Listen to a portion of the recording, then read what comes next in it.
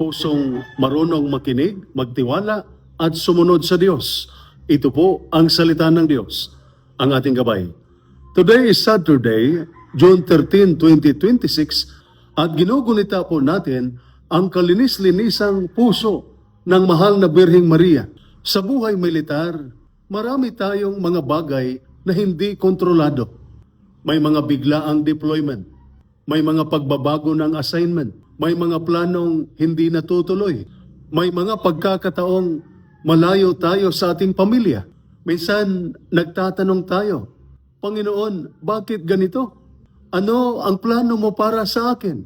Sa paggunita natin sa kapistahan ng kalinis-linisang puso ng mahal na Birheng Maria or the Immaculate Heart of Mary, tinuturuan tayo ni Maria kung paano magtiwala sa Diyos kahit hindi natin nauunawaan ang lahat.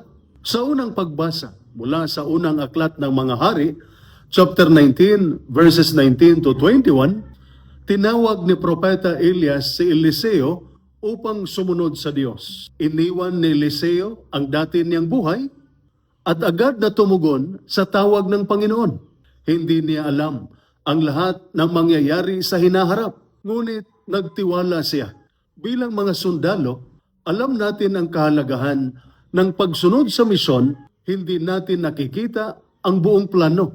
Ganoon din sa ating pananampalataya. Hindi kailangang alam natin ang lahat ng sagot bago tayo sumunod sa Diyos.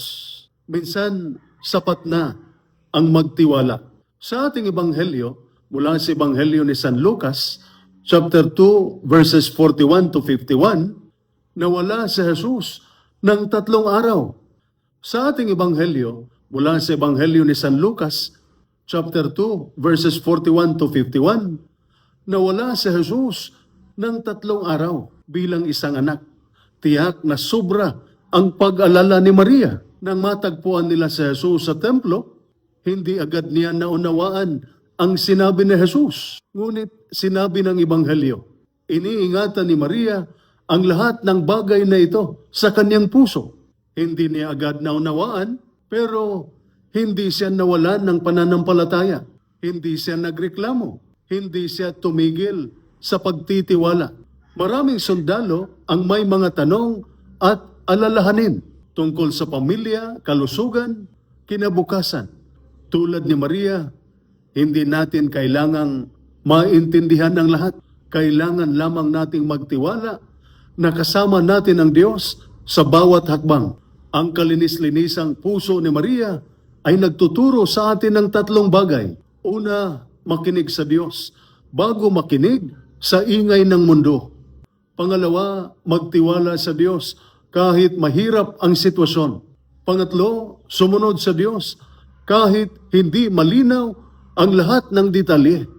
Sa militar, mahalaga ang disiplina at pagtitiwala. Sa buhay espiritual, ganoon din. Kapag nagtitiwala tayo sa Diyos, magkaroon tayo ng kapayapaan kahit sa gitna ng pagsubok. Mga kapatid, hindi naging madali ang buhay ni Maria. Ngunit nananatili siyang matatag dahil ang kanyang puso ay nakasandal sa Diyos. Naway matuto rin tayong magkaroon ng pusong tulad ng kay Maria.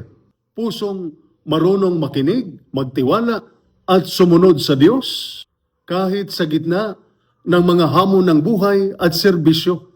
At sa bawat misyon, deployment at pagsubok, naway lagi nating maramdaman na hindi tayo nag-iisa sapagkat kasama natin ang Diyos at ang ating mahal na ina.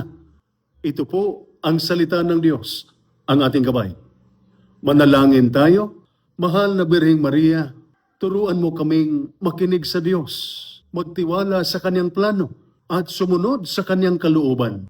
Bantayan mo ang lahat ng mga sundalo at kanilang mga pamilya sa gitna ng aming mga misyon at pagsubok. Naway matagpuan namin ang kapayapaan sa iyong puso at ang lakas sa iyong anak na si Jesus. Amen.